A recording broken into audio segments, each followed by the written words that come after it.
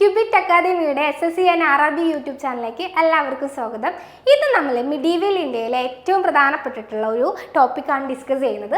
Sultanate period ആണ് ഇന്ന് നമ്മൾ ഡിസ്കസ് ചെയ്യാൻ പോകുന്നത്. അപ്പോൾ നമ്മൾ നേരത്തെ ക്ലാസ്സിൽ സൗത്ത് ഇന്ത്യയിലേറ്റും അല്ലെങ്കിൽ സൗത്ത് ഇന്ത്യയും നോർത്ത് ഇന്ത്യയും നമ്മൾ ഡിസ്ക്രൈബ് ചെയ്തു അല്ലേ. ഇനി നമ്മൾ സുൽത്താനേറ്റ് പീരീഡാണ്. അപ്പോൾ നമ്മൾ നോർത്ത് ഇന്ത്യ ഡിസ്ക്രൈബ് ചെയ്തപ്പോൾ നമ്മൾ പറഞ്ഞിരുന്നത് എന്താണ്, രജപുത്ത് രാജാവായിട്ടുള്ള പൃഥ്വിരാജ് ചൗഹാനെ ഡിഫീറ്റ് ചെയ്തിട്ട് ആര് വരുന്നുണ്ട്, ഒരു രാജാവ് അല്ലെങ്കിൽ ഒരു പുതിയൊരു ഡൈനാസ്റ്റി എന്ത് ചെയ്യുന്നുണ്ട്, ഈ ഡൽഹി കീഴടക്കുന്നു. അവ പിന്നീട് എന്തായിട്ട് മാറുന്നു, മിഡീവൽ ഇന്ത്യയിൽ പുതിയൊരു ഭരണം കൊണ്ടുവരുന്നു നമ്മൾ പറഞ്ഞല്ലേ. അപ്പോൾ ഇവിടെ പൃഥ്വിരാജ് ചൗഹാനെ ഡിഫീറ്റ് ചെയ്ത ആളാണ് എന്ത്, മുഹമ്മദ് ഗോറി എന്ന് പറയുന്നത് അല്ലേ. അപ്പോൾ ഈ ഒരു പൃഥ്വിരാജ് ചൗഹാനെ തുർക്കിഷ് ഇൻവെഷനിലൂടെ എന്ത് മുഹമ്മദ് ഗോറി ഡിഫീറ്റ് ചെയ്യുകയും അങ്ങനെ എന്ത് വരികയാണ്, ഇന്ത്യയിൽ മുസ്ലിം ഭരണം ആദ്യമായിട്ട് ആര് സ്ഥാപിക്കുന്നു, മുഹമ്മദ് ഗോരി സ്ഥാപിക്കുകയാണ് ഉണ്ടാകുന്നത് അല്ലേ. അങ്ങനെ പ്രധാനപ്പെട്ട നമ്മൾ പ്രധാനമായിട്ടും 5 പ്രധാനപ്പെട്ടിട്ടുള്ള സുൽത്താനേറ്റ് ഭരണത്തെ കുറിച്ചിട്ട് അല്ലെങ്കിൽ ഡൈനാസ്റ്റിയെ കുറിച്ചിട്ടാണ് ഈ ഒരു ക്ലാസ്സിൽ ഡിസ്കസ് ചെയ്യുന്നത്. അപ്പോൾ ഡൽഹി സുൽത്താനേറ്റിൻ്റെ ഏറ്റവും പ്രധാനപ്പെട്ടിട്ടുള്ള 5 ഡൈനാസ്റ്റികളെ ആദ്യമായിട്ട് നമുക്ക് പരിചയപ്പെടാം. എന്താണ്, മാംലൂക്ക് ഡൈനാസ്റ്റിയാണ് ആദ്യത്തെ. ഈ മാംലൂക്ക് ഡൈനാസ്റ്റിയെ മറ്റൊരു പേരും കൂടി ഉണ്ട്, എന്നാണ് സ്ലേവ് ഡൈനാസ്റ്റി അല്ലെങ്കിൽ അടിമ സാമ്രാജ്യം എന്ന് വിളിക്കുന്നു. ഇനി ഖിൽജി ഡൈനാസ്റ്റി അല്ലെങ്കിൽ കൽജി ഡൈനാസ്റ്റിയാണ്. Tughlaq dynasty, Sayyid dynasty and Lodhi ഡൈനാസ്റ്റിയാണ് അവസാനത്തെ സുൽത്താനേറ്റ് ഡൈനാസ്റ്റി എന്ന് പറയുന്നത്. അപ്പോൾ അവസാനത്തെ ലോധി ഡൈനാസ്റ്റിയിലെ അവസാനത്തെ രാജാവിനെ ഡിഫീറ്റ് ചെയ്തിട്ടാണ് പിന്നീട് ആര് വരുന്നത്, മുഗൾ രാജാവ് വരുന്നത്, മുഗൾ ഭരണം ഇന്ത്യയിൽ സ്ഥാപിക്കുന്നത്. അപ്പോൾ ഈ ഒരു ലോധി ഡൈനാസ്റ്റി വരെയാണ് ഇന്നത്തെ ക്ലാസ്സിൽ നമ്മൾ എന്ത് ചെയ്യുന്നത്, ഡിസ്ക്രൈബ് ചെയ്യാൻ പോകുന്നത്.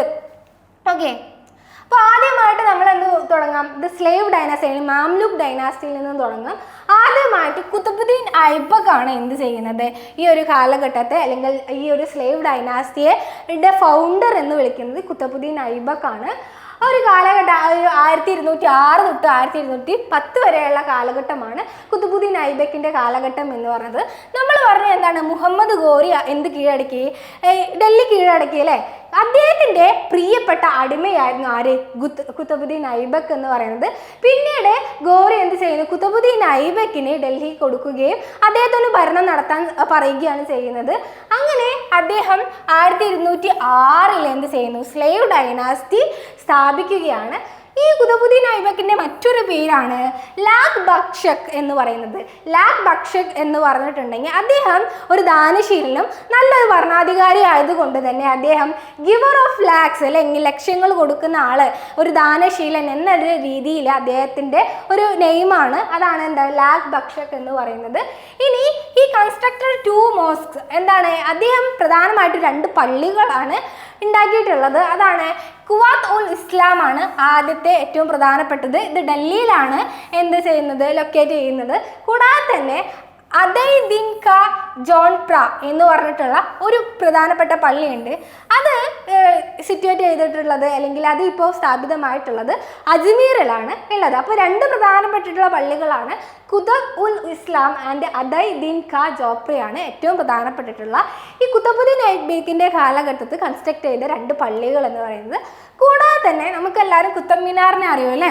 അപ്പോൾ കുത്തബ് മിനാർ കൺസ്ട്രക്ട് ചെയ്യുന്നതിന് വേണ്ടിയിട്ട് ഏറ്റവും പ്രധാനപ്പെട്ടിട്ടുള്ള ഒരു വ്യക്തിയാണ് എന്ത്, കുത്തബുദ്ദീൻ ഐബക്ക്. ഈ കുത്തബ് മിനാർ ആർക്ക് വേണ്ടിയിട്ടാണ് പണി കഴിപ്പിച്ചിട്ടുള്ളത്, ആ ഒരു കാലഘട്ടത്തിലെ സൂഫി സൈൻ്റ് ആയിട്ടുള്ള ഖ്വാജ കുത്തുബുദ്ദീൻ ബക്തിയ കാക്കിയുടെ ഓർമ്മയ്ക്ക് വേണ്ടിയിട്ടാണ് എന്ത് പണി കഴിപ്പിച്ചത്, അല്ലെങ്കിൽ അദ്ദേഹത്തിൻ്റെ ശവകുടീരമാണ് എവിടെ ഉള്ളത്, ഈ കുത്തബ് മിനാർ അവിടെ ഉള്ളത്. അത് ആരാണ് നിർമ്മിക്കുന്നത്, കുത്തബുദ്ദീൻ ഐബക്കിൻ്റെ കാലഘട്ടത്താണ് നിർമ്മിക്കുന്നത്. ഓക്കെ, ഇനി കുത്തബുദ്ദീൻ ഐബക്ക് കഴിഞ്ഞിട്ട് വരുന്ന ആളാണ് ഷംസുദ്ദീൻ ഇൽത്തുമിഷ് എന്ന് പറയുന്നത്. ഈ ഷംസുദ്ദീൻ ഇൽത്തുമിഷ് ആണ് അല്ലെങ്കിൽ ഇൽത്തുമിഷാണ് real founder of Delhi sultanate. ഈ ഒരു സുൽത്താനേറ്റ് ഭരണത്തിൻ്റെ ഏറ്റവും എന്താ പറയുക, റിയൽ ആയിട്ടുള്ള അല്ലേ യഥാർത്ഥ ഭരണാധികാരി അല്ലെങ്കിൽ യഥാർത്ഥ ഫൗണ്ടർ എന്ന് പറയുന്നത്. ഈ കാലഘട്ടത്തിൽ അദ്ദേഹം ഈ ഒരു സുൽത്താനേറ്റ് ഭരണത്തിൻ്റെ അല്ലെങ്കിൽ സ്ലേവ് ഡൈനാസ്റ്റിയുടെ അതിർത്തികൾ കുറച്ചുകൂടി വൈഡാക്കുന്നു, കുറേ പ്രദേശങ്ങൾ അദ്ദേഹം കീഴടക്കുന്നു. കൂടാതെ തന്നെ ഭരണ സംവിധാനത്തിലെ വലിയ വലിയ പരിഷ്കാരങ്ങൾ ആര് കൊണ്ടുവരുന്നുണ്ട്, ഇൽത്തുമിഷ് കൊണ്ടുവരുന്നുണ്ട്. അദ്ദേഹമാണ് ആദ്യമായിട്ട് കോയിൻസുകൾ സിൽവർ കോയിൻസുകൾ ഇൻട്രൊഡ്യൂസ് ചെയ്യുന്നത്. അപ്പോൾ സുൽത്താനേറ്റ് പീരീഡിൽ ആദ്യമായിട്ട് സിൽവർ കോയിൻ കോയിൻസ് ഇൻട്രൊഡ്യൂസ് ചെയ്യുന്നത് ആരാണ്? ഈ ഇൽത്തുമിഷ് ആണ്. കൂടാതെ തന്നെ ആ ഒരു സിൽവർ കോയിൻസിനെ വിളിക്കുന്നതാണ് തങ്ക എന്ന്. ഇനി അദ്ദേഹം മറ്റൊരു കോപ്പർ കോയിൻസും കൂടി ഇൻട്രൊഡ്യൂസ് ചെയ്തിരുന്നു. ആ കോപ്പർ കോയിൻ്റെ പേരാണ് ജിറ്റാൽ എന്നാണ് അതറിയപ്പെടുന്നത്. ഇനി കൂടാതെ തന്നെ ഇക്ത സിസ്റ്റവും ഈ അഡ്മിനിസ്ട്രേറ്റീവ് കുറേ റിഫോർമേഷനും ആര് കൊണ്ടുവന്നു? ഈ ഇൽത്തുമിഷ് കൊണ്ടുവരുന്നു. ഇക്ത സിസ്റ്റം എന്ന് പറഞ്ഞിട്ടുണ്ടെങ്കിൽ ആ കാലഘട്ടത്തെ ഏറ്റവും പ്രധാനപ്പെട്ട നികുതി സമ്പ്രദായമായിരുന്നു ഇക്ത സിസ്റ്റം എന്ന് പറഞ്ഞിട്ടുണ്ടെങ്കിൽ രാജ്യത്തിൻ്റെ കീഴിലുള്ള ഭൂമികളെ വലുതും ചെറുതുമായിട്ട് ആര് ഡിവൈഡ് ചെയ്യുന്നുണ്ട്? ഇൽത്തുമിഷ് ഡിവൈഡ് ചെയ്യുകയും അവ പ്രഭുക്കന്മാർക്കും അദ്ദേഹത്തിൻ്റെ സോൾജേഴ്സിനും എന്ത് ചെയ്യാണ്? കൊടുക്കുകയാണ് ചെയ്യുന്നത്. കൂടാതെ തന്നെ ആ ഒരു ഭൂമിയിൽ നികുതി പിരിക്കാനുള്ള അവകാശവും ഈ പ്രഭുക്കന്മാർക്ക് കൊടുക്കുന്നു. അങ്ങനെ നികുതി പിരിക്കുന്ന പ്രഭുക്കന്മാരെയാണ് വിളിക്കുന്ന പേരാണ് ഇക്തദാർ എന്ന് വിളിക്കുന്നത്. എന്താണ് ഇക്തദാർ? അപ്പോൾ ഇക്ത സിസ്റ്റം എന്ന് പറഞ്ഞിട്ടുണ്ടെങ്കിൽ സുൽത്താനറ്റ് കാലഘട്ടത്തെ നികുതി സമ്പ്രദായമാണ് ഇക്ത സിസ്റ്റം എന്ന് പറയുന്നത്. ഭൂമിയെ എന്തായിട്ടുണ്ട്? ചെറുതും വലുതുമായിട്ടുള്ള കുറേ പീസുകളായിട്ട് ഡിവൈഡ് ചെയ്യുന്നു.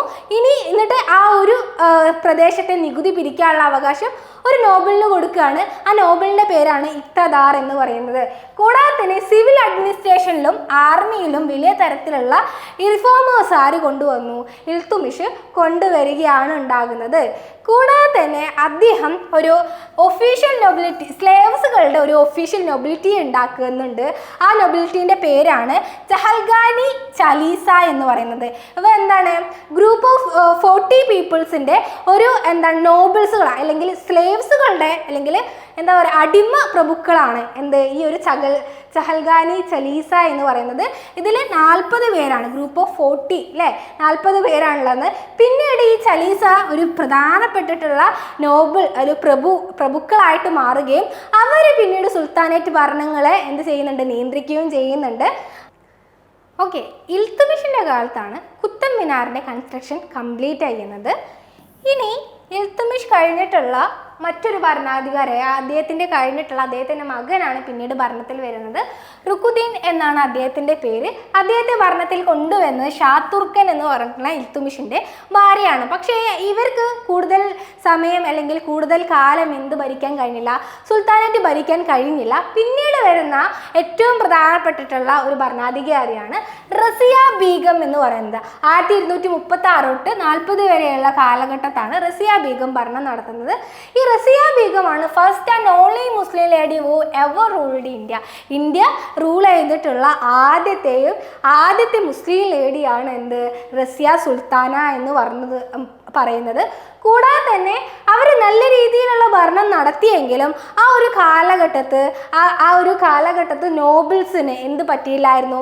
കുറച്ചുകൂടി യഥാസ്ഥിതികരായിട്ടുള്ള നോബിൾസ് ആയതുകൊണ്ട് തന്നെ അവർ റസിയ സുൽത്താനേൻ്റെ ഈ ഭരണം ചെയ്യാണ്? അവർ അതിനെതിരെ ശബ്ദമുയർത്തുകയും കൂടാതെ തന്നെ ഈ ഒരു കാലഘട്ടം സുൽത്താൻ ഭരണത്തിന് കീഴിലുള്ള പ്രവിശ്യകൾ റസിയ സുൽത്താനയുടെ ഭരണത്തിനെതിരെ കലാപങ്ങൾ ഉയർത്തുകയും ചെയ്യുന്നു. ഇവിടെ soon after her assertion, the governor of Multan, Badwan, Hansi and Lahore openly revolted against her. അപ്പോൾ റസിയ സുൽത്താനയ്ക്കെതിരെ മുൾട്ടാനിലെയും ബദൌണിലെയും ഹൻസിയിലെയും ലാഹോറിലെയും ഗവർണർ ചെയ്യുന്നു? ഓപ്പൺലി റിവോൾട്ട് ചെയ്യുക, കലാപങ്ങൾ ഉണ്ടാക്കുകയുണ്ടാകുന്നു. അങ്ങനെ റസിയ സുൽത്താനയ്ക്ക് അവരുടെ സ്ഥാനം നഷ്ടപ്പെടുകയും 1240 റസിയ സുൽത്താന കൊല്ലപ്പെടുകയാണ് ചെയ്യുന്നത്. ഹരിയന്യ അല്ലെങ്കിൽ കൈതാളിലാണ് അവർ കൊല്ലപ്പെടുന്നത്. ഓക്കെ, ഇനി റസിയ സുൽത്താന കഴിഞ്ഞിട്ടുള്ള ഒരു പ്രധാനപ്പെട്ടിട്ടുള്ള റൂളറാണ് ബഹ്റാം ഷാ എന്ന് പറയുന്നത്. ഈ ബഹ്റാം ഷാ എന്ന് പറഞ്ഞാൽ ഇൽത്തുമിഷിൻ്റെ മൂന്നാമത്തെ മകനാണ് ബഹ്റാം ഷാ എന്ന് പറയുന്നത്. ഈ ബഹ്റാം ഷായെ ഭരണത്തിലേക്ക് കയറ്റിയത് ആരാണ്? ചലീസ ഇൽത്തുമിഷിൻ്റെ ഭരണകാലത്ത് ക്രിയേറ്റ് ചെയ്തിട്ടുള്ള ഈ ഒരു പ്രഭുവർഗമാണ് ബഹ്റാം ഷായെ ഭരണത്തിൽ കയറ്റിയിട്ടുള്ളത്. പിന്നെ അദ്ദേഹത്തിന് ശേഷമുള്ള ഭരണാധികാരിയാണ് മസൂദ് ഷാ എന്ന് പറയുന്നത്. ഏകദേശം 1242-46 കാലഘട്ടത്തിലാണ് ആര് വരുന്നത്?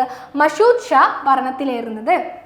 ഇനി നസ്രുദ്ദീൻ മുഹമ്മദാണ് അടുത്ത പ്രധാനപ്പെട്ട ഭരണാധികാരി എന്ന് പറയുന്നത്. അദ്ദേഹത്തിൻ്റെ മറ്റൊരു പേരാണ് ദർവാസി കിങ് എന്ന് പറയുന്നത്. എന്താണ് ദർവാസി കിങ്? അദ്ദേഹത്തെ വിളിച്ചിരുന്നതാണ് ദർവാസി കിങ് എന്നാണ്. ഇനി അദ്ദേഹം 1266 മരണപ്പെടുകയാണ്. അദ്ദേഹത്തിൻ്റെ മരണത്തിന് ശേഷം വരുന്ന ആളാണ് അല്ലെങ്കിൽ ഭരണാധികാരിയാണ് ബാൽബൻ അല്ലെങ്കിൽ ചിയാസുദ്ദീൻ ബാൽബൻ എന്ന് പറയുന്നത്. അപ്പോൾ ചിയാസുദ്ദീൻ എന്താണ് പലതരത്തിലുള്ള പരിഷ്കാരങ്ങൾ കൊണ്ടുവരുന്നുണ്ട്. അദ്ദേഹം ഈ ചെലീസയുടെ അല്ലേ അവിടെ ഏറ്റവും പ്രധാനപ്പെട്ടിട്ടുള്ള ഒരു ആ അടിമ പ്രഭുക്കന്മാരുടെ ആ ഒരു പവറിനെ എന്ത് ചെയ്യുകയാണ്, ബ്രേക്ക് ചെയ്യുകയാണ് ചെയ്യുന്നത്. കൂടാതെ തന്നെ എന്താണ് അദ്ദേഹം എന്ത് ചെയ്യുന്നു, പ്രബലമായിട്ടുള്ള കുറച്ച് സ്പൈസുകൾ അല്ലെങ്കിൽ ചാരമാറിയെ എന്ത് ചെയ്യുന്ന അപ്പോയിന്റ് ചെയ്യുകയും കൂടാതെ തന്നെ എന്താണ് ഒരു സ്ട്രോങ് സെൻട്രലൈസ്ഡ് ആർമി ആര് കൊണ്ടുവരുന്നു, ബാൽബൻ കൊണ്ടുവരുന്നുണ്ട്. കൂടാതെ തന്നെ എന്താണ് അദ്ദേഹം ഒരു മിലിറ്ററി ഡിപ്പാർട്ട്മെന്റ് ഇൻട്രൊഡ്യൂസ് ചെയ്യുന്നു. അതാണ് ദിവാൻ എഫ് ആർസ് എന്ന് പറയുന്നത്. ദിവാൻ എഫ് ആർസ് എന്ന് പറഞ്ഞിട്ടുള്ള പ്രധാനപ്പെട്ടിട്ടുള്ള ഒരു മിലിറ്ററി ഡിപ്പാർട്ട്മെന്റ് ആര് കൊണ്ടുവരുന്നു, ബാൽബന്റെ കാലഘട്ടത്തിൽ ബാൽബൻ കൊണ്ടുവരികയാണ് ഉണ്ടായിരുന്നത്. കൂടാതെ തന്നെ എന്താണ് അദ്ദേഹം ഒരു ടൈറ്റിൽ സ്വീകരിക്കുകയാണ്, എന്താണ് സിൽ ഐ ഇല്ലാഹി എന്ന് പറയുന്നത്, ഷാഡോ ഓഫ് ഗോഡ്. എന്താണ് സിൽ ഐ ഇല്ലാഹി എന്ന് പറഞ്ഞിട്ടുള്ള ഒരു ടൈറ്റിൽ ആര് സ്വീകരിക്കുന്നു, ബാൽബൻ സ്വീകരിക്കുന്നുണ്ട്. ഓക്കെ, അപ്പൊ ഈ ഒരു കാലഘട്ടത്താണ് നോബിൾസിന്റെ ആ ഒരു പവർ ആര് ബ്രോക്ക് ചെയ്യുന്നു, ബാൽബൻ ബ്രോക്ക് ചെയ്യുന്നുണ്ട്. കൂടാതെ തന്നെ അദ്ദേഹം സിജിദ എന്ന് പറഞ്ഞിട്ടുള്ള ഒരു കാര്യം ഇൻട്രൊഡ്യൂസ് ചെയ്യുകയാണ് ഉണ്ടാവുന്നത്. കൂടാതെ തന്നെ എന്താണ് ബോബോ എന്ന് പറഞ്ഞിട്ടുള്ള മറ്റൊരു കാര്യം കൂടി ഇൻട്രൊഡ്യൂസ് ചെയ്യുന്നു. ഇത് രണ്ടും എന്താണെന്നറിയോ, ഇത് ഒരു സമ്പ്രദായമാണ് സിജിദ ആൻഡ് ബോബോ എന്ന് പറയുന്നത്. ഈ ബോബോ എന്ന് പറഞ്ഞിട്ടുണ്ടെങ്കിൽ ഒരു ഭരണാധികാരിയെ കണ്ടിട്ടുണ്ടെങ്കിൽ അദ്ദേഹത്തിൻ്റെ പാദങ്ങളിൽ ചുംബിക്കുക എന്നുള്ള ഒരു സമ്പ്രദായമാണ് ബോബോ എന്ന് പറയുന്നത്. ഓക്കെ, ഇനി സിജിദ എന്ന് പറഞ്ഞിട്ടുണ്ടെങ്കിൽ ഭരണാധികാരിയെ കാണുമ്പോൾ നമ്മൾ താണു വണങ്ങില്ലേ, അപ്പോൾ ആ ഒരു ബഹുമാനം കൊടുക്കുക എന്നുള്ള രീതിയിലാണ് എന്ത് വരുന്നത്, സിജിദ എന്നുള്ള സമ്പ്രദായം കൊണ്ടുവരുന്നത്. അപ്പോൾ ഈ ഒരു കൊട്ടാരത്തിൽ രണ്ട് പ്രധാനപ്പെട്ടിട്ടുള്ള സമ്പ്രദായങ്ങൾ കൊണ്ടുവന്ന് സിജിദ ആൻഡ് ബോബോ എന്ന് പറയുന്നത്. ഇനി ഏറ്റവും അവസാനത്തെ ഈ ഒരു ഡൈനാസ്റ്റിയിൽ, മാംലൂക്ക് ഡൈനാസ്റ്റിയിൽ ഏറ്റവും അവസാനത്തെ ഭരണാധികാരിയാണ് കൈക്കുബാദ് എന്ന് പറയുന്നത്. കൈക്കുബാദ് എന്ന് പറഞ്ഞിട്ടുണ്ടെങ്കിൽ ഡൽഹിയിലെ കൊത്തുവാളായിരുന്നു ആര്, കൈക്കുവാൾ എന്ന് പറയുന്നത്. പക്ഷേ ഇദ്ദേഹത്തിനെ ഡിഫീറ്റ് ചെയ്തിട്ടാണ് എന്ത് വരുന്നത്, ഖിൽജി ഡൈനാസ്റ്റി വരുന്നത്. ജലാലുദ്ദീൻ ഖിൽജി ആണ് ഖിൽജി ഡൈനാസ്റ്റിയുടെ സ്ഥാപകൻ. അദ്ദേഹം കൈക്കുബാദിനെ ഡിഫീറ്റ് ചെയ്തിട്ട് ഖിൽജി ഡൈനാസ്റ്റി സ്ഥാപിക്കുകയാണ് ഉണ്ടാകുന്നത്. ഇനി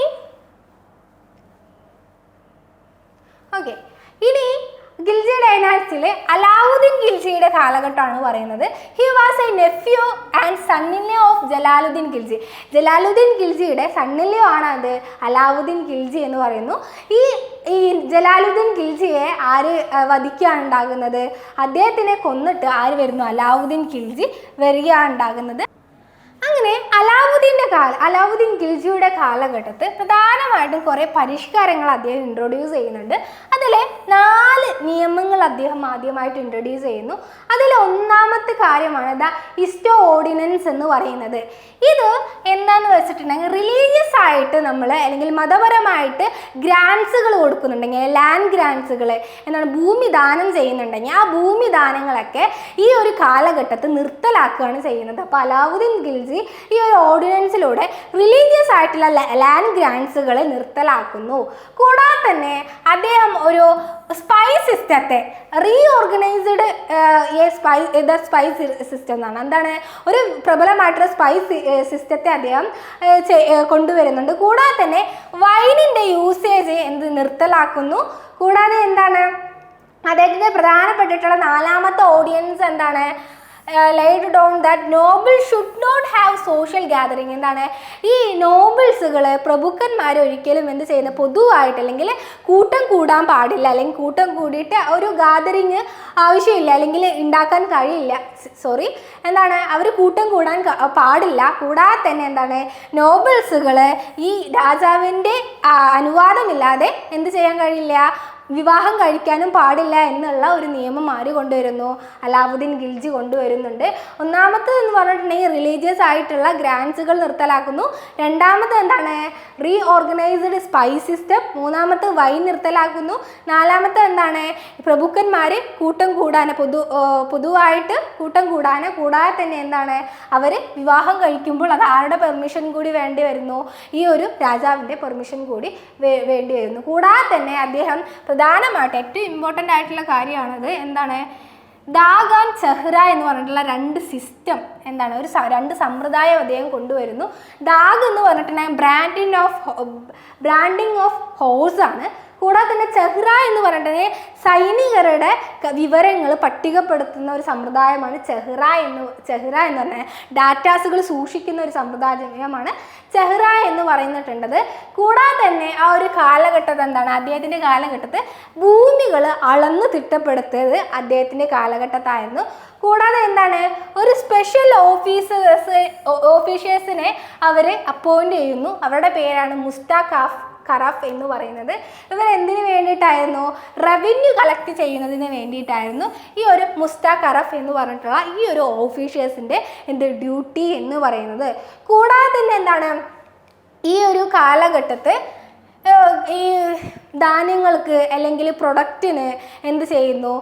നിശ്ചിത വില അദ്ദേഹം നിശ്ചയിക്കുകയുണ്ടായി. ഒരു പ്രൊഡക്റ്റിന് നിശ്ചിത വില നിശ്ചയിക്കുന്നു. കൂടാതെ തന്നെ എന്താണ് അദ്ദേഹം ഇതിന് വേണ്ടിയിട്ട് കുറേ മാർക്കറ്റുകൾ 3 തരത്തിലുള്ള 3 മാർക്കറ്റുകൾ എന്ത് ചെയ്യുന്ന ഉണ്ടാക്കുന്നുണ്ട്, അല്ലെങ്കിൽ എന്ത് ചെയ്യുന്നു? ഓർഗനൈസ് ചെയ്യുന്നുണ്ട്. അപ്പോൾ ഡൽഹിയിലാണ് ഈ ഒരു 3 മാർക്കറ്റുകളും. അത് മൂന്ന് പ്രൊഡക്റ്റിന് വേണ്ടിയിട്ടായിരുന്നു, അല്ലെങ്കിൽ 3 വ്യത്യസ്ത രീതിയിലുള്ള എന്താണ് ഈ ഒരു വ്യാപാരത്തിന് വേണ്ടിയിട്ടായിരുന്നു ഈ 3 മാർക്കറ്റുകളും. ഇതിൽ ആദ്യത്തെ മാർക്കറ്റ് എന്ന് പറയുന്നത് ഫുഡ് ഗ്രെയിൻസ്, ധാന്യങ്ങൾ വിൽക്കുന്നതിനും വാങ്ങുന്നതിനും വേണ്ടിയിട്ടായിരുന്നു. രണ്ടാമത് എന്താണ് കോസ്റ്റ്ലി ആയിട്ടുള്ള ക്ലോത്തുകൾ അല്ലെ തുണിത്തരങ്ങൾ വാങ്ങുന്നതിന് വേണ്ടിയിട്ടുള്ള മാർക്കറ്റായിരുന്നു. മൂന്നാമത്തെ മാർക്കറ്റ് എന്താണ്? സ്ലേവ്സിനെയും കാറ്റിൽസിനെയും വാങ്ങുന്നതിന് വേണ്ടിയിട്ടുള്ള മാർക്കറ്റായിരുന്നു എന്ന് പറയുന്നു. കൂടാതെ തന്നെ അദ്ദേഹത്തിൻ്റെ കാലഘട്ടത്തിൽ അദ്ദേഹം കുറേ ഫോർട്ടുകൾ ബിൽഡ് ചെയ്തിട്ടുണ്ട്. അതിൽ ഏറ്റവും പ്രധാനപ്പെട്ടതാണ് അലൈ ഫോർട്ട് എന്ന് പറയുന്നത്. കൂടാതെ തന്നെ അലൈ ദർവാസ ഈ ഒരു കാലഘട്ടത്തിൽ അദ്ദേഹം ബിൽഡ് ചെയ്യിക്കുന്നുണ്ട്.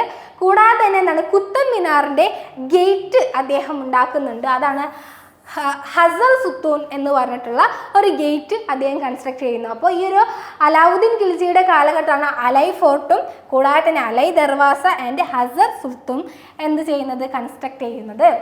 ഇനി ഇദ്ദേഹത്തിൻ്റെ മരണത്തിന് ശേഷം മാലിക് കുഫ്രു എന്ന് പറഞ്ഞിട്ടുള്ള ഒരു ആള് എന്ത് ചെയ്യാണ്? ഈ ഒരു ഭരണത്തിൽ കയറുകയാണ് ഉണ്ടാകുന്നത്. Malik Kafur called Hazar Dinari seized the throne. അപ്പോൾ എന്താണ് മാലിക് കുഫ്രു എന്ന് പറഞ്ഞിട്ടുള്ള അദ്ദേഹത്തിന് വിളിക്കുന്ന പേരാണ് എന്താ? ഹജ്ര ദിനാരി എന്ന് പറയുന്നു. അങ്ങനെ പിന്നീട് ഈ ഒരു ഹജ്ര ദിനാരിയുടെ ഭരണശേഷം വരുന്നതാണ് മുബാറക് ഖാൻ എന്ന് പറയുന്നത്. എന്താണ് മുബാറക് ഖാൻ? ഏകദേശം 1316 തൊട്ടിട്ട് 20 വരെയുള്ള കാലഘട്ടം. കുറച്ച് കാലഘട്ടം മാത്രമേ ഈ ഒരു മുബാറക് ഖാൻ എന്ത് ചെയ്തിട്ടുള്ളൂ? ഭരണത്തിൽ നിന്നിട്ടുണ്ടായിരുന്നുള്ളൂ. ഇനി മുബാറക് ഹസൻ ആണ് ഇദ്ദേഹത്തിന് ശേഷം വരുന്നതാണ്. അദ്ദേഹത്തിനെ ഖുസ്രു ഖാൻ എന്ന് കൂടി പേര് വിളിക്കുന്നുണ്ട്. ഇനി ഈ ഖുസ്രു ഖാനിന് ശേഷം എന്താണ്? മുബാറക് ഖാനിന് ശേഷം വരുന്ന ഡൈനാസ്റ്റി, അല്ലെങ്കിൽ അതായിരുന്നു നമ്മുടെ ഖിൽജി ഡൈനാസ്റ്റിയിലെ അവസാനത്തെ ഭരണാധികാരി. അവരെ ഡിഫീറ്റ് ചെയ്തിട്ടാണ് ആര് വരുന്നത്? തുഗ്ലക് ഡൈനാസ്റ്റി വരുന്നത്. എന്താണ് തുഗ്ലക് ഡൈനാസ്റ്റി? 1320 തൊട്ടിട്ട് 1414 വരെയുള്ള AD കാലഘട്ടത്താണ് തുഗ്ലക് ഡൈനാസ്റ്റി വരുന്നത്. അപ്പോൾ നമ്മൾ പറഞ്ഞില്ലേ ഖുസ്രു ഖാനാണ് അവസാനത്തെ ഖിൽജി ഡൈനാസ്റ്റിയിലെ ഭരണാധികാരി എന്ന് പറയുന്നു. ഈ ഖുസ്രു ഖാനെ ആര് ഡിഫീറ്റ് ചെയ്യുന്നു? ഖിൽജി ഡൈനാസ്റ്റിയിലെ ഖുസ്രു ഖാനെ ആര് ഡിഫീറ്റ് ചെയ്യുന്നു? ഗിയാസുദ്ദീൻ തുഗ്ലക്ക് ഡിഫീറ്റ് ചെയ്യുകയാണ് ഉണ്ടാകുന്നത്. അങ്ങനെ ഗിയാസുദ്ദീൻ തുഗ്ലക്കിൻ്റെ നേതൃത്വത്തിൽ എന്ത് ഭരണം വരികയാണ്? തുഗ്ലക് ഡൈനാസ്റ്റി അല്ലെ തുഗ്ലക് സാമ്രാജ്യം വരികയാണ് ഉണ്ടാകുന്നത്. ഓക്കെ, ഈ ഒരു ഗിയാസുദ്ദീൻ തുഗ്ലക്കിന് വലിയ കുറേ ഭരണം നടത്താൻ കഴിഞ്ഞില്ല. അതുകൊണ്ട് തന്നെ അദ്ദേഹം മരണപ്പെടുകയും അദ്ദേഹത്തിൻ്റെ മകൻ എന്തൊക്കെ വരികയാണ് ഈ ഒരു ഭരണത്തിലേക്ക് അല്ലെങ്കിൽ രാജാവായിട്ട് വരികയും അദ്ദേഹത്തിന് മറ്റൊരു പേരാണ്, അദ്ദേഹത്തിൻ്റെ പേരാണെന്ത്? ജൗന എന്ന് പറയുന്നത്. ഈ ജൗനയുടെ ടൈറ്റിലാണ്, അല്ലെങ്കിൽ ശരിക്കും യഥാർത്ഥ പേരാണെന്ത്? മുഹമ്മദ് ബിൻ തുഗ്ലക്ക്. എന്താണ്? മുഹമ്മദ് ബിൻ തുഗ്ലക്ക്. അപ്പോൾ ജൗന എന്നും ഉണ്ട്, മുഹമ്മദ് ബിൻ തുഗ്ലക്ക് ആരുടെ പേരാണ്? ഈ ഒരു ഗിയാസുദ്ദീൻ തുഗ്ലക്കിൻ്റെ മകനായിട്ടുള്ള ജൗനയുടെ പേരാണ് മുഹമ്മദ് ബിൻ തുഗ്ലക്ക് എന്ന് പറയുന്നത്. പിന്നെ അങ്ങനെയാണ് തുഗ്ലക് ഡൈനാസ്റ്റിയുടെ ഒരു സ്റ്റാർട്ടിങ് എന്ന് പറയുന്നത്. ഈ മുഹമ്മദ് ബിൻ തുഗ്ലക്ക് കുറേ തരത്തിലുള്ള പരിഷ്കാരങ്ങൾ നടത്തിയിട്ടുണ്ട്.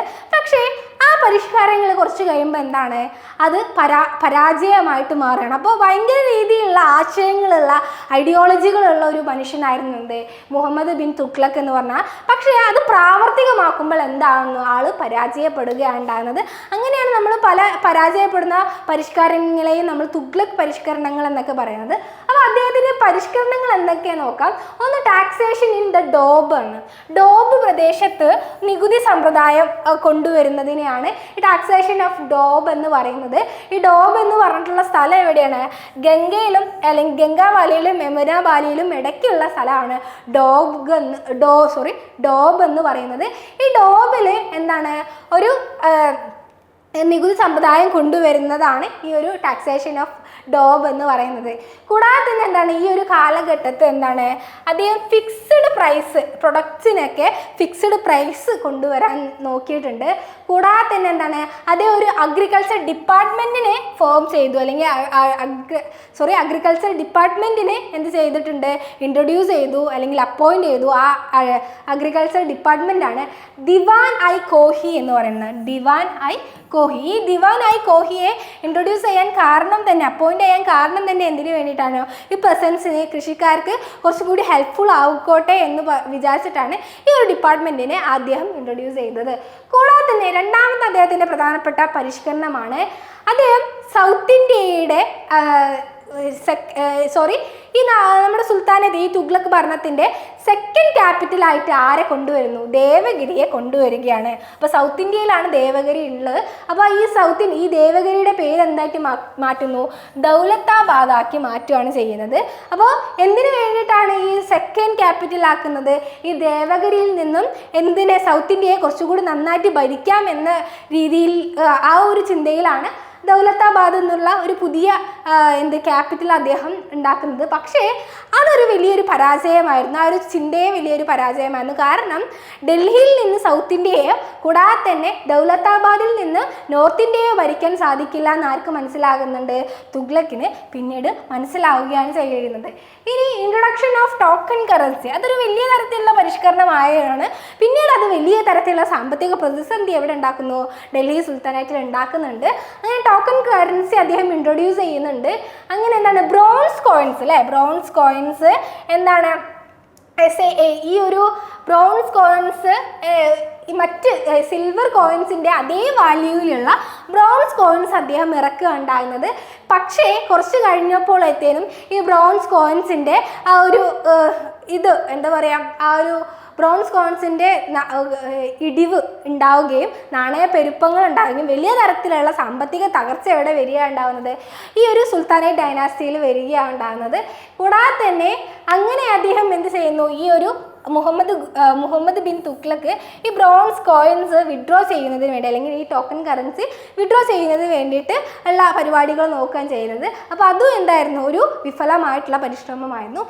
അദ്ദേഹത്തിൻ്റെ മറ്റൊരു പരിഷ്കരണമായിരുന്നു ഖുറാസൻ എക്സ്പെഡിഷൻ എന്ന് പറഞ്ഞിട്ടുണ്ടെങ്കിൽ, ഖുറാസൻ പ്രദേശങ്ങൾ കീഴടക്കുന്നതിന് വേണ്ടിയിട്ട് അദ്ദേഹം ഒരു ഹ്യൂജ് ആർമിയൊക്കെ എന്ത് ചെയ്തിരുന്നു, സെൻട്രലൈസ് ചെയ്തിരുന്നു. കൂടാതെ തന്നെ എന്താണ്, അതിന് വേണ്ടിയിട്ടുള്ള കാര്യങ്ങളൊക്കെ പ്രൊജക്റ്റൊക്കെ അദ്ദേഹം കൊണ്ടുവന്നിരുന്നെങ്കിലും പിന്നീട് അതെന്ത് ചെയ്തു, അദ്ദേഹം നിരാകരിക്കുകയും ചെയ്തു, അല്ലെങ്കിൽ അത് അവിടെ ഇട്ട് പോവുകയാണ് ചെയ്യുന്നത്.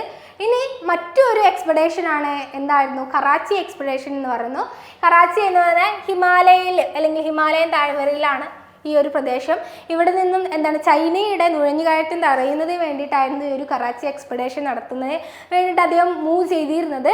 പക്ഷേ അതിന് വേണ്ടിയിട്ട് അദ്ദേഹം കുറേ ആയുധങ്ങളും സൈനികരെയൊക്കെ എന്ത് ചെയ്തിരുന്നു, അദ്ദേഹം വിലയ്ക്ക് വാങ്ങിയിട്ടുണ്ടായിരുന്നു.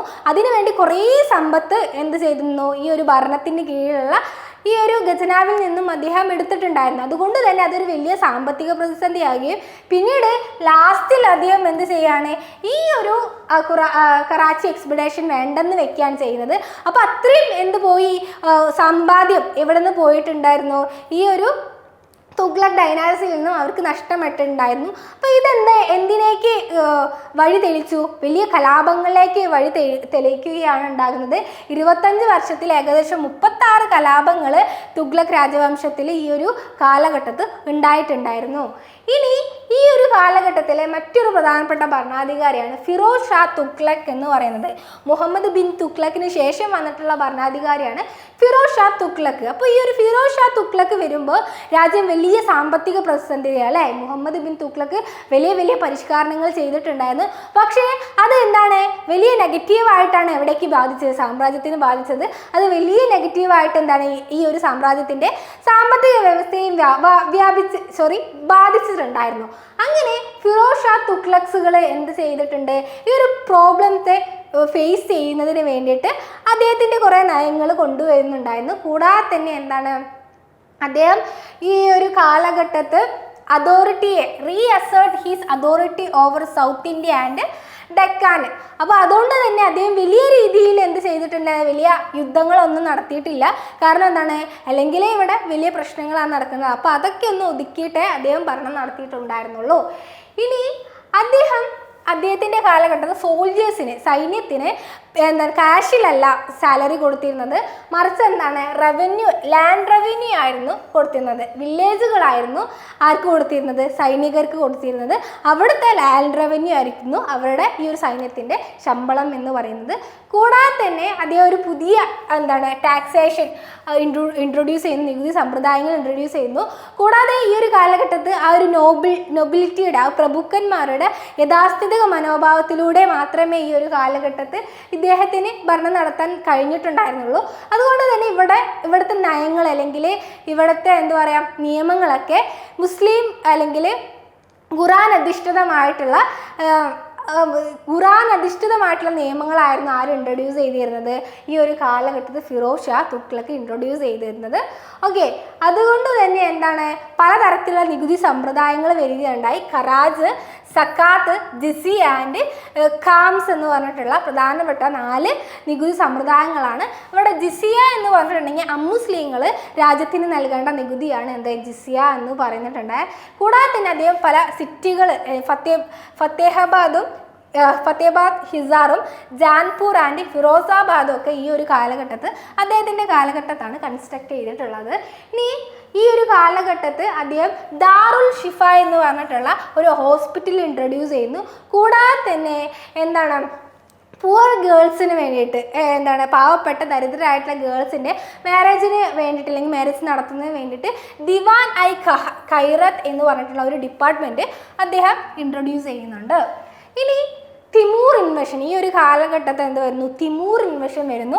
അങ്ങനെ ഈ ഒരു തുഗ്ലക് ഡൈനാസ്റ്റി കൊളാപ്സ് ചെയ്യാൻ പോവുകയാണ്, നശിക്കാൻ പോവുകയും അതിൻ്റെ ഫലമായിട്ട് ഒരു പുതിയൊരു ഡൈനാസ്റ്റി അവിടെ വരുന്നു. സുൽത്താനേറ്റിൽ വരികയുണ്ടായിരുന്നു. അപ്പോൾ തിമൂർ എന്ന് പറഞ്ഞിട്ടുണ്ടെങ്കിൽ ഒരു തുർക്കിഷ് നോബിളാണ് തിമൂർ എന്ന് പറഞ്ഞാൽ. ഇദ്ദേഹത്തിന് ഒരു മംഗോളിയൻ ബാക്ക്ഗ്രൗണ്ട് ഉണ്ട്. അദ്ദേഹത്തിൻ്റെ ആൻസസ്റ്റേഴ്സ് ചെങ്കിസ് ഖാൻ്റെ ഒരു മംഗോളിയൻ ബാക്ക്ഗ്രൗണ്ടാണ് അദ്ദേഹത്തിന് ഉണ്ടായത്. അതുകൊണ്ട് തന്നെ 1398 അദ്ദേഹം എവിടെ കീഴടക്കുന്നു, ഡൽഹി കീഴടക്കാൻ ഉദ്ദേശിക്കുകയും അദ്ദേഹം ആക്രമിക്കുകയാണ് ചെയ്യുന്നത്. അങ്ങനെ മുഹമ്മദ് ഷാ തുഗ്ലക്ക് ആണ് ഈ ഒരു തുഗ്ലക് ഡൈനാസ്റ്റിയിലെ അവസാനത്തെ രാജാവ്. ഈ ഒരു തുഗ്ലക്കിനെ അല്ലെങ്കിൽ മുഹമ്മദ് ഷാ തുഗ്ലക്കിനെ ആര് ഡിഫീറ്റ് ചെയ്യുന്നു, തിമൂർ ഡിഫീറ്റ് ചെയ്യുകയും അദ്ദേഹം ഡൽഹി കോൺകർ ചെയ്യുകയാണ് ചെയ്യുന്നത്. അങ്ങനെ പിന്നീട് ഈ ഒരു ഇൻവെഷന് ശേഷം തിമൂർ അങ്ങോട്ട് പോകുന്നു, അദ്ദേഹത്തിൻ്റെ നാട്ടിലേക്ക് പോകുന്നു. അദ്ദേഹത്തിൻ്റെ നോമിനിയെ എവിടെ വിട്ടിട്ടാണ് പോകുന്നത്, പഞ്ചാബ് പ്രവിശ്യയിൽ വിട്ടിട്ടാണ് പോകുന്നത്. ആ നോമിനിയുടെ പേരാണ് ഗിസർ ഖാൻ എന്ന് പറയുന്നത്, ഗിസർ ഖാൻ. അപ്പോൾ ഗിസർ ഖാനാണ് പിന്നീട് ഏത് ഡൈനാസ്റ്റി രൂപീകരിക്കുന്നത്, സയ്യിദ് ഡൈനാസ്റ്റി രൂപീകരിക്കുന്നത്. ഓക്കെ, ഏകദേശം 1414 to 1451 വരെയുള്ള ഒരു ചെറിയ കാലഘട്ടത്താണ് വരുന്നത്, സയ്യിദ് ഡൈനാസ്റ്റി വരുന്നത്. വലിയ രീതിയിലുള്ള പരിഷ്കരണ പ്രവർത്തനങ്ങളോ ഭരണമോ ഇവിടെ ഉണ്ടായിരുന്നില്ല, ഈ ഒരു സയ്യിദ് ഡൈനാസ്റ്റിയിൽ ഉണ്ടായിരുന്നില്ല. അപ്പോൾ കിസർ ഖാനാണ് ആദ്യത്തെ, ഇവിടുത്തെ തിമൂറിൻ്റെ നോമിനി ആയിട്ടുള്ള കിസർ ഖാനാണ് സയ്യിദ് ഡൈനാസ്റ്റിയിലെ ആദ്യത്തെ ഫൗണ്ടർ അല്ലെങ്കിൽ ആദ്യത്തെ രാജാവ് എന്ന് പറയുന്നത്. അദ്ദേഹത്തിന് ശേഷമാണ് മുബാറക് ഷാ വരുന്നത്. അദ്ദേഹത്തിന് ശേഷമാണ് മുഹമ്മദ് ഷാ വരുന്നു 1434-43 കാലഘട്ടത്തിൽ. പിന്നെ അലം ഷാ ആണ് ഈ ഒരു സയ്യിദ് ഡൈനാസ്റ്റിയിലെ ഏറ്റവും അവസാനത്തെ റൂളർ എന്ന് പറയുന്നത് അലം ഷായാണ് കേട്ടോ.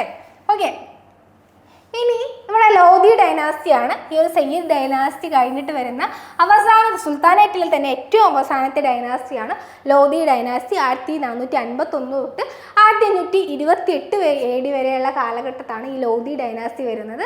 ഈ ലോധി ഡൈനാസ്റ്റിയുടെ ഫൗണ്ടറാണ് ബഹ്ലോൽ ലോധി എന്ന് പറയുന്നത്. ആരാണ്?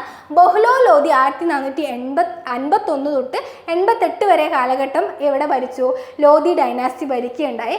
കൂടാതെ തന്നെ സിക്കന്ദർ ലോധിയാണ് രണ്ടാമത്തെ ഈ ഒരു ലോധി ഡൈനാസ്റ്റിയിലെ ഒരു ഭരണാധികാരി എന്ന് പറയുന്നത്. സിക്കന്ദർ ലോധി ആരുടെ മകനായിരുന്നു? ബഹ്ലോൽ ലോധിയുടെ മകനായിരുന്നു സിക്കന്ദർ ലോധി. അദ്ദേഹം ബീഹാറും വെസ്റ്റ് ബംഗാളും എന്ന് ചെയ്യാണ് കോങ്കർ ചെയ്യുന്നു ഈ ഒരു കാലഘട്ടത്തിൽ. കൂടാതെ തന്നെ എന്താണ്, ഡൽഹിയിൽ നിന്ന് ആഗ്രയിലേക്ക് അദ്ദേഹം സിറ്റി അല്ലെങ്കിൽ ക്യാപിറ്റൽ മാറ്റുകയാണ് ഉണ്ടാകുന്നത്.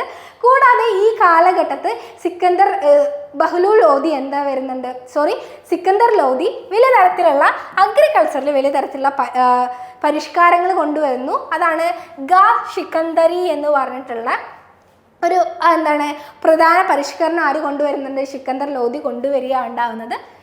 ഇനി ഇബ്രാഹിം ലോധിയാണ്. സിക്കന്ദർ ലോധി കഴിഞ്ഞിട്ടുള്ള കിങ് ആണ് ഇബ്രാഹിം ലോധി എന്ന് പറയുന്നത്. അദ്ദേഹം ഒരു ഏറ്റവും പവർഫുൾ ആയിട്ടുള്ള ഒരു സുൽത്താനായിരുന്നു.